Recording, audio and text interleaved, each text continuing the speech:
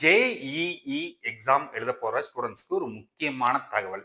என்ன அப்படின்னு பார்த்தீங்கன்னா, நெறைய யூடியூப் சேனல்ஸ்ல என்ன சொல்றாங்கன்னா, இந்த டேட்ல எக்ஸாம் எழுதுனா கொஸ்டின் பேப்பர் கஷ்டமா வரும். இந்த ஷிஃப்ட்ல எக்ஸாம் எழுத போற ஸ்டூடெண்ட்ஸ்க்கு டிஃபிகல்ட்டா வரும். சொல்லி இப்ப இருந்தே பயமுறுத்த ஆரம்பிச்சுட்டாங்க. அப்படிலாம் முதல்ல ஒரு விஷயம் கிடையவே கிடையாதுங்க.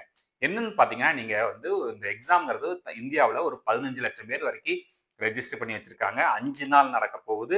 ஒவ்வொரு நாளும் 2 ஷிஃப்ட், ஃபோர்நூன் ஷிஃப்ட், ஆஃப்டர்நூன் ஷிஃப்ட்ன்னு சொல்லி 2 ஷிஃப்ட் நடக்க போகுது. ஸோ குறைஞ்சபட்சம் ஒரு ஷிஃப்ட்ல 1,00,000 மாணவர்லேருந்து 2,00,000 பேர் வரைக்கும் எழுத தான் போறாங்க. ஸோ இந்த மாணவர்களோட எண்ணிக்கையை பொறுத்தெல்லாம் வந்து question paper difficulty level, easy லெவல்லாம் கிடையாதுங்க.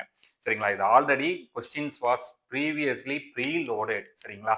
அப்ப என்னன்னா, உங்களுக்கு வந்து ஆட்டோமேட்டிக்கா கொஸ்டின்ஸ் அப்பியர் ஆக தான் போகுது. இது ஆன்லைன் எக்ஸாம். இதுல எதுவுமே கொஸ்டின் பேப்பர் ஈஸியா ஒரு ஷிஃப்ட்டுக்கும் ஒரு ஷிஃப்ட்டுக்கு வந்து பார்த்தீங்கன்னா, டஃப்பாவும்லாம் செட்லாம் பண்ண முடியாதுங்க. ஒரே செட் ஆஃப் கொஸ்டின்ஸ் தான் திரும்ப திரும்ப ரிப்பீட் ஆகிட்டே இருக்க போகுது. என்னன்னா, அவங்க பிரிப்பேர் பண்ணக்கூடிய ஸ்டூடண்ட்ஸோட மனநிலைமையில தான். ஸோ என்னோட ஒரே ஒரு கைண்ட் அட்வைஸ், நீங்க நல்லா எக்ஸாம் பிரிப்பேர் பண்ணீங்கன்னா, உங்களுக்கு கொஸ்டின் பேப்பர் ஈஸியா இருக்கும். நல்லா படிக்கலைன்னா கொஸ்டின் பேப்பர் டஃப்பா இருக்கும். இவ்வளவுதானே தவிர்த்து பெருசா பயப்பட வேண்டாம். இந்த மாதிரி கன்டினியூஸான இன்ஃபர்மேட்டிவ் செஷன்ஸ்க்கு நீங்க யுகேவி தமிழா அப்படிங்கிற என்னோட யூடியூப் சேனல ஃபாலோ பண்ணிக்கோங்க. தேங்க்ஸ்.